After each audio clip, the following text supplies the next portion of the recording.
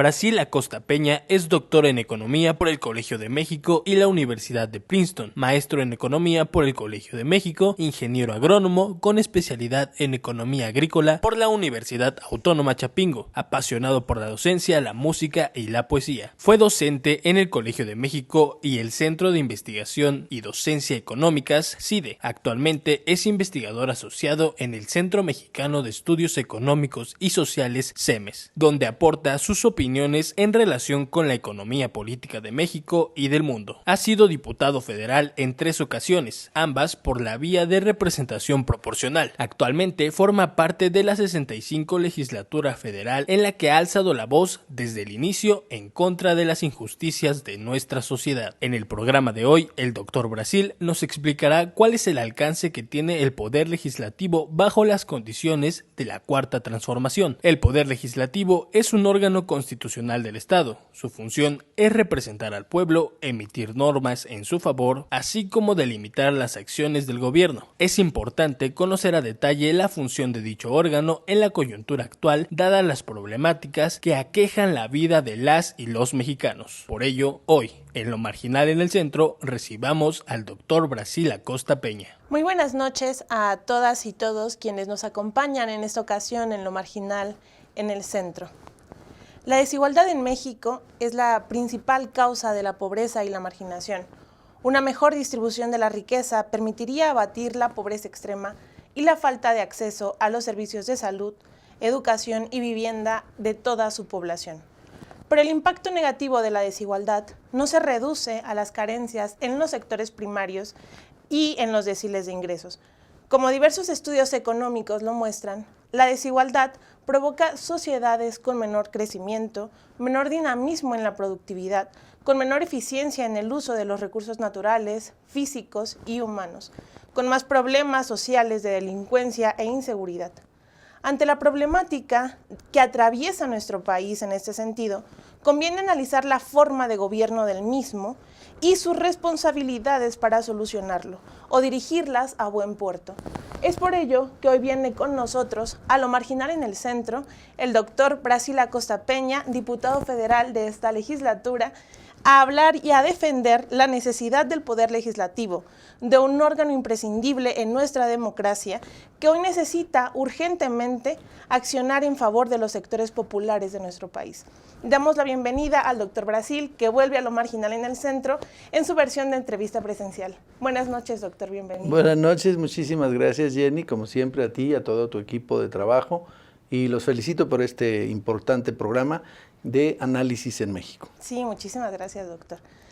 Tomando en cuenta la progresiva e ininterrumpida ascensión del autoritarismo en nuestro país, o si se prefiere, del exacerbado presidencialismo en el cual se sostiene la llamada Cuarta Transformación, pensando sobre todo en el papel histórico que han jugado las instituciones legislativas como contrapeso al poder absoluto y omnímodo, quizá no en nuestro país, pero sí en las democracias occidentales, ¿cómo podemos pensar la cuestión y el funcionamiento del Poder Legislativo?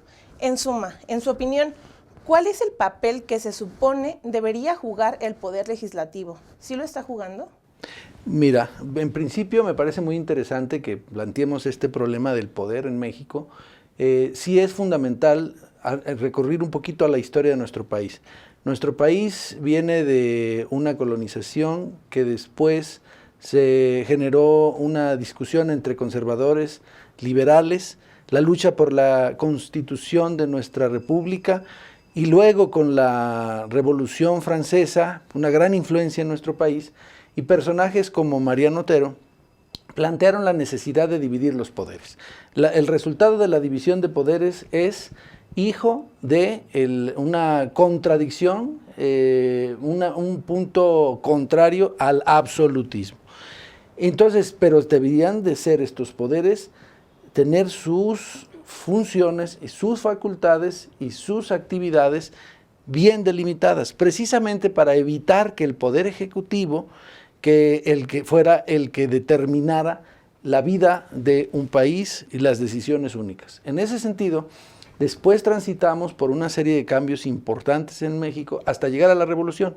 De la Revolución salieron gobiernos no democráticos absolutamente democráticos, sino que buscamos, hasta Lázaro Cárdenas, encontrar una ruta entre social y al mismo tiempo privada.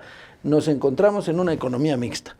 Pero después vinieron los licenciados, se acabaron los gobiernos de los generales y empezaron los gobiernos hasta que llegamos a los años 70, donde México se le consideró la democracia perfecta, una dictadura perfecta.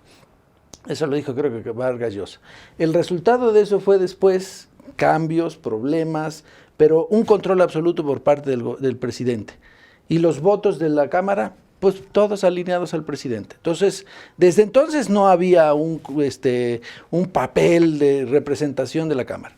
Llegamos entonces a los años 90, donde cambia la correlación a través de los grupos del Partido Revolucionario Institucional que llevaron al PRI a Salinas de Gortari y por lo tanto a los neoliberales al gobierno.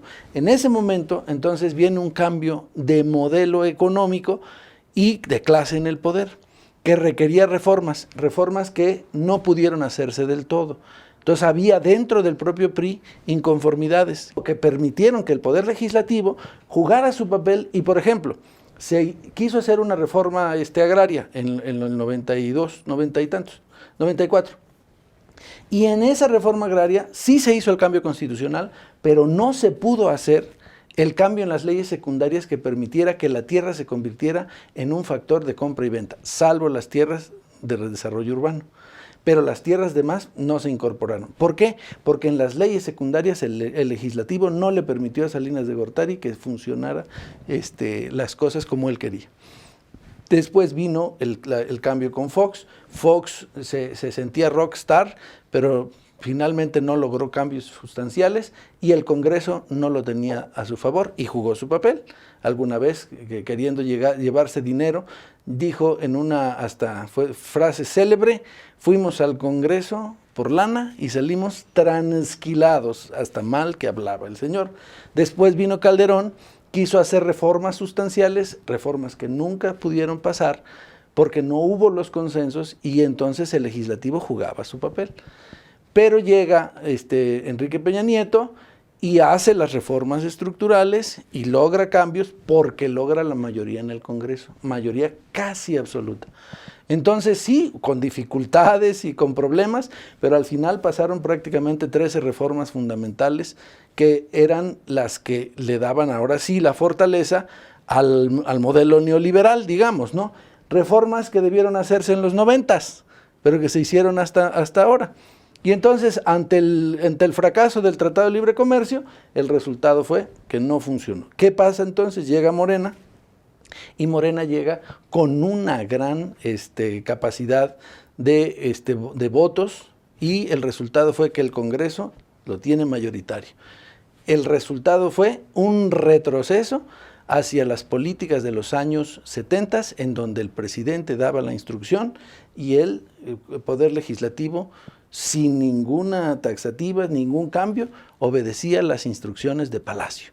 Y esto es lo que nos está pasando, y eso es lo que nos pasa hoy, que el Poder Legislativo no tiene las facultades que en su momento llegó a tener para parar al presidente hasta el segundo periodo del gobierno federal, en donde ahora sí no puede hacer a gusto cambios constitucionales. Es lo único que sí hemos podido detener, como por ejemplo la reforma energética que quiso hacer, no le permitimos que lo hiciera, y entonces sí, para cambios constitucionales el Poder Legislativo ha jugado algo su papel.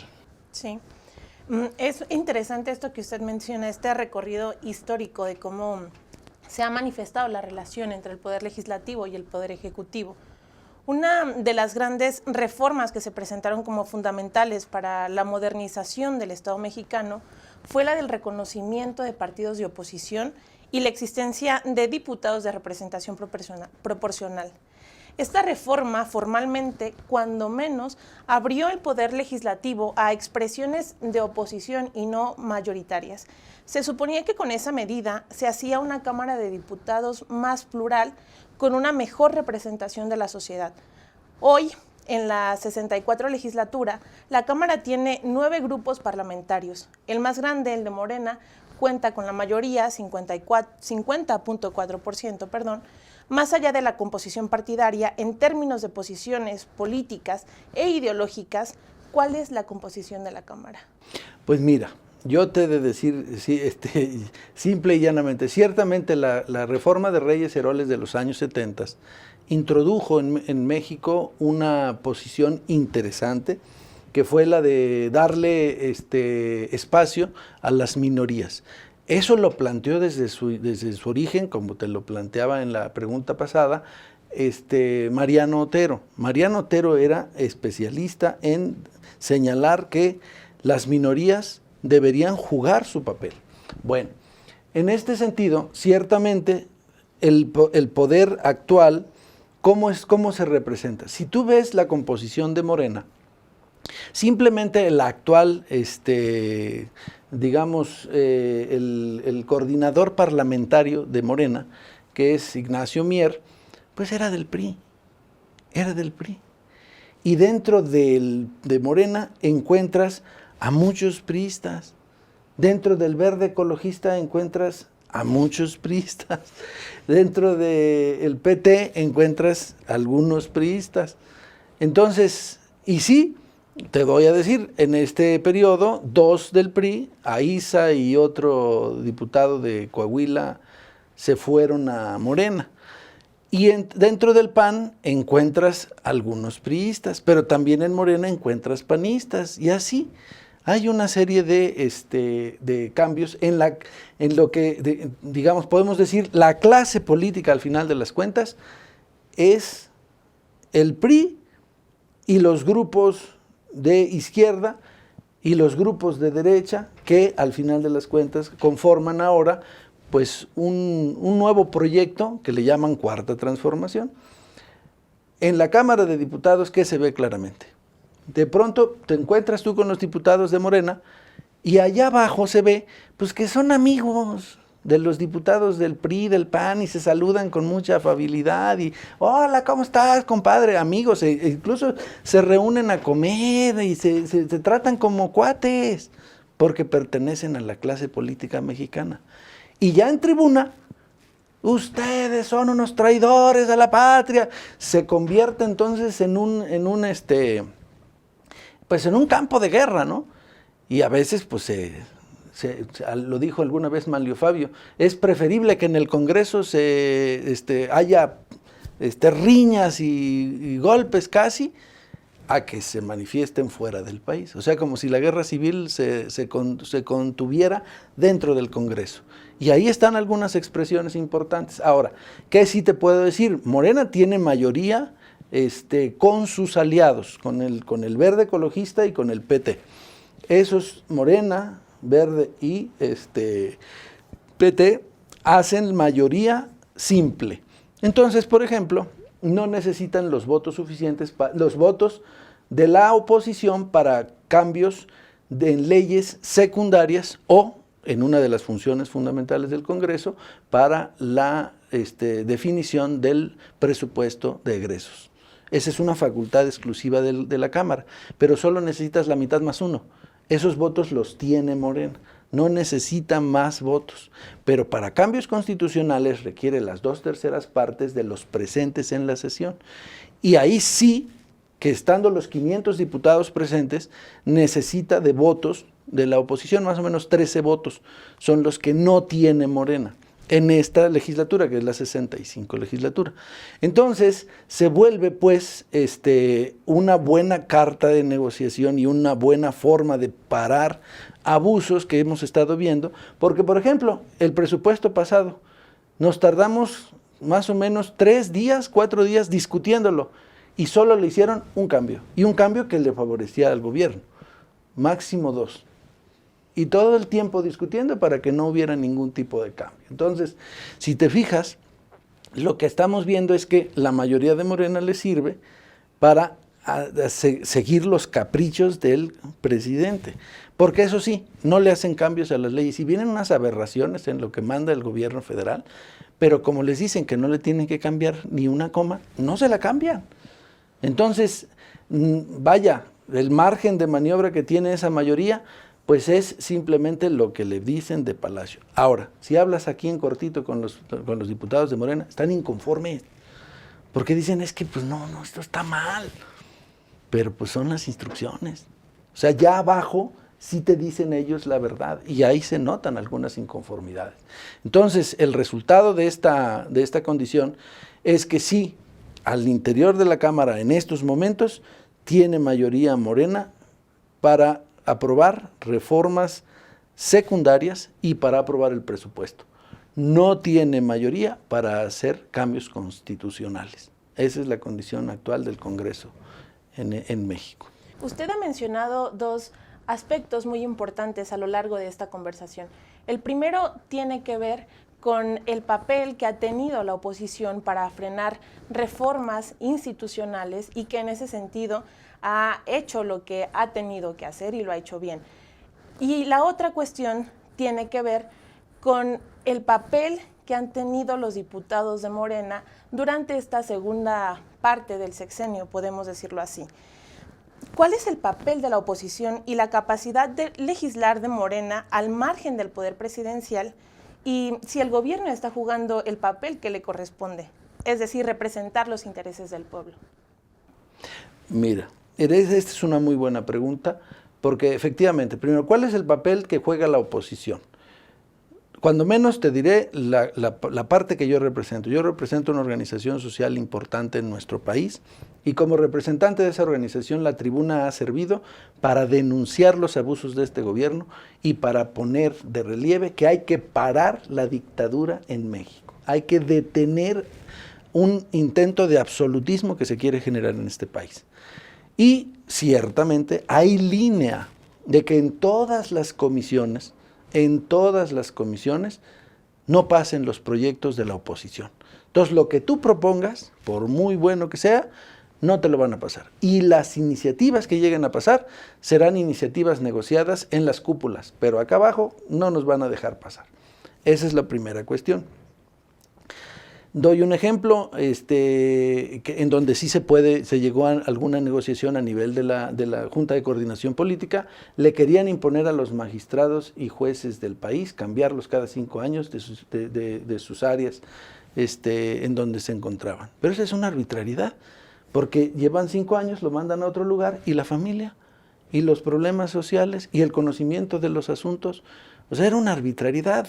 Y entonces nos pidieron apoyo, digamos, los jueces, los magistrados, nos hicieron ver que era un problema, y nosotros lo ventilamos en las instancias correspondientes, y eso se detuvo. Esa ley que venía no pasó. Ahora, Morena tiene, ¿qué margen de acción tiene? O sea, ¿qué pueden hacer los diputados? Los diputados de Morena, muy poco. Esa es mi respuesta, muy poco. ¿Cuál es su margen de acción?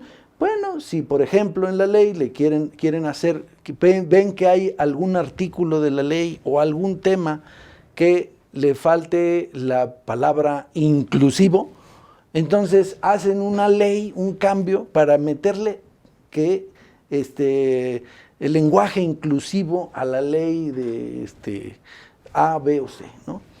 Y entonces, pues en ese marco, pues que se muevan como quieran, ¿no? Y ahí es donde ha habido muchos cambios.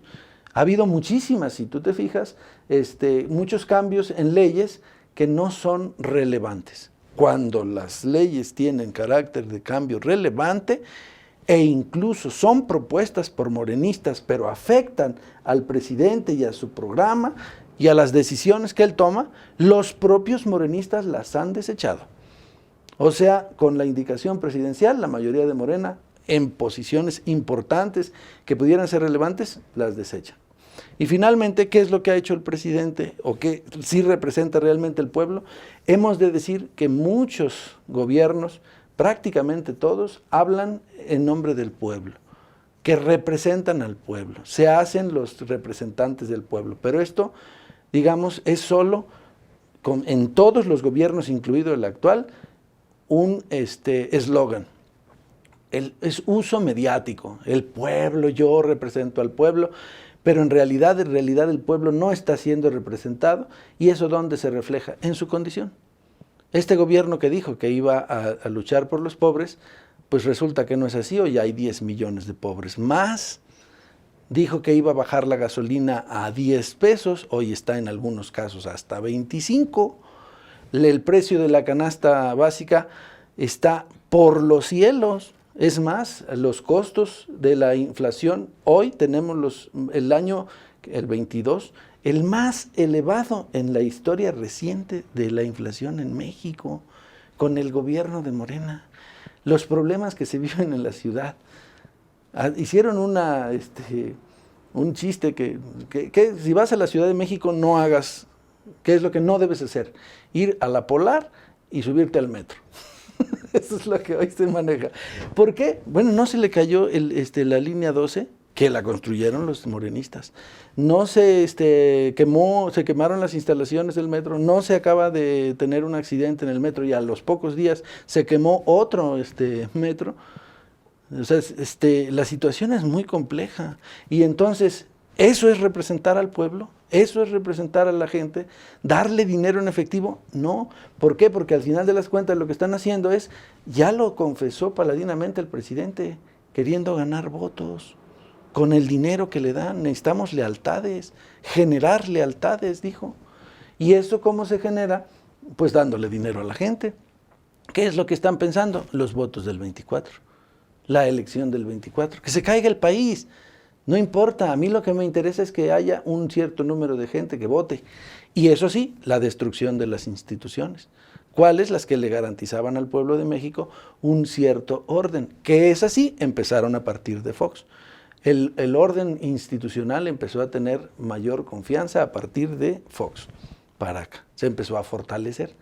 Sin embargo, llega este gobierno y dice, no señor, al diablo las instituciones. ¿Eso es representar al gobierno? Digo, al pueblo. No, señor. Y luego, ¿cuánta violencia hay en este país? ¿Cuántos muertos hay en México? Más de 100,000. Mucho más que en los 6 años de Peña Nieto, y eso que todavía no termina este gobierno. Y ahí, eso sí hay que decirlo, en la representación del pueblo, lo que podemos decir es que hizo, a pesar de sus errores y todo, más Felipe Calderón que López Obrador. El presidente espurio hizo más que el presidente legítimo. Y eso es lo que podemos decir. Entonces, no está representando al pueblo. Dice que lo representa, pero en realidad no lo está representando. Entonces, ¿qué es lo que hace falta? Bueno, lo que hace falta en México, para concluir, hace falta que el pueblo realmente gobierne esta patria, que el pueblo realmente dirija este país, que el pueblo sea el que de veras decida, no con falsas consultas levantamanos, sino con una verdadera participación social. Al pueblo le hace falta esto, que tome conciencia de su responsabilidad y realmente gobierne, dirija. Por ejemplo, quite realmente presidentes, haga realmente cambios fundamentales, participe en los procesos de esos cambios.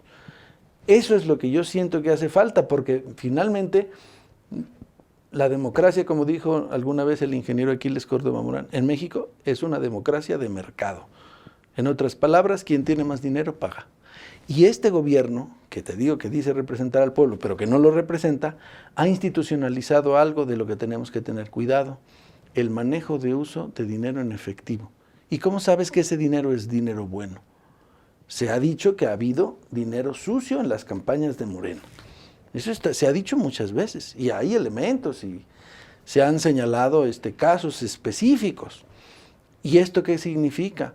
Pues que la democracia en este país, pues no sabe si es realmente una democracia buena, o la gente está votando en función de que le den dinero. Y eso es lo que está pasando. Entonces, en México no hay democracia. Entonces, la primera lucha que debemos de dar es porque haya una verdadera democracia. ¿Qué implica? Que el pueblo gobierne, que el pueblo realmente maneje el país. ¿Qué hacen los mexicanos? Van al día de la elección, votan, a veces de castigo, castigan al PAN, castigan al PRI, castigan a Morena, y luego le entregan el poder a alguien Y pues el resultado es que ese alguien no representa los intereses del pueblo, es más, los apachurra, ¿no? Entonces sí necesitamos un cambio sustancial, sí necesitamos que México se despierte, que tome conciencia, y creo que podemos, al final de las cuentas, nosotros contribuir. Yo te he de decir, desde la Cámara vamos a seguir denunciando que no haya abusos y que luchemos, hagamos el llamado y luchemos en contra del autoritarismo que se quiere impulsar en este país. Pensando en esto que usted ha mencionado, el papel de el pueblo, ¿qué es lo que el pueblo podría hacer en la construcción de una verdadera democracia? Con las condiciones autoritarias en las cuales estamos viviendo, ¿cuál es el margen más bien de acción que puede tener el pueblo mexicano en este margen autoritario? Bueno, mira, aquí lo importante es que hagamos respetar el orden constitucional. La Constitución, en sus artículos 6, 8 y 9, garantizan a los mexicanos el derecho de asociación, el derecho de manifestación pública de sus ideas y el derecho de petición. El problema es que poco ejercemos los mexicanos esos derechos de manera organizada. Entonces, ahí está. El respeto a la Constitución es una garantía de que nosotros le permitamos a la gente que ejerza sus derechos. Este gobierno digamos, ahí está el caso, se hizo la lucha por el INE, ¿no? Y se hizo una gran movilización mucho mayor a la que hizo el gobierno federal. Y ahí hay un reflejo de que en la ciudadanía existe un sector importante que tiene preocupaciones. Pero ¿cuál es mi preocupación ante esto? Que los sectores más humildes, digamos, necesitan despertar. Y normalmente a los sectores más humildes, lamentablemente, se les manipula en este país. Se les manipula por la vía de los programas sociales, se les coacciona, pero no se les convence. Y yo creo que la forma en la que puede participar el pueblo mexicano es ejerciendo sus derechos constitucionales, organizándose, y que sus votos sean votos conscientes, que aprendan a dar el debate a nivel de base. Hoy los proyectos electorales no se basan, lamentablemente, en la discusión de programas, a veces en la discusión de personas, y a veces ni siquiera en la discusión de personas, sino en ¿qué me vas a dar para que yo vote? Tú ves en la calle a un señor que trae una gorra de Morena, una playera del PAN y una mochila del Verde Ecologista. Tú dices, bueno, ¿y a quién le va? Ahí trae la derecha, la izquierda y la ecología. Entonces, es difícil, pero necesitamos despertar a nuestro pueblo, que tome conciencia. Y sí, tiene margen haciendo respetar la Constitución. Bueno, esto sería todo por esta ocasión, doctor. Me parece importante rescatar que el conocimiento de cómo funcionan las instituciones en nuestro país es especialmente importante para las clases trabajadoras, no solo porque permite que conozcan cuál es el margen en el cual se pueden mover para actuar políticamente, sino también porque da las herramientas para que esta práctica política sea más eficiente y conduzca a esto que usted mencionaba al final, un respeto de las instituciones, un respeto de la Constitución, pero sobre todo la construcción de una democracia que esté pensada para las clases trabajadoras. Muchísimas gracias, doctor Brasil Acosta, por acompañarnos en esta entrevista. Muchas gracias, Jenny. Como siempre, un saludo a ti, a todo el auditorio que nos alcanza a ver por las redes sociales, al Canal 6, al CEMES, y las veces que gusten, con mucho gusto, estoy a la disposición suya para poder venir a este programa tan importante que, repito, pone efectivamente los aspectos que son marginales en el centro de la discusión. Muchas gracias, doctor. Muchas gracias. Buenas noches.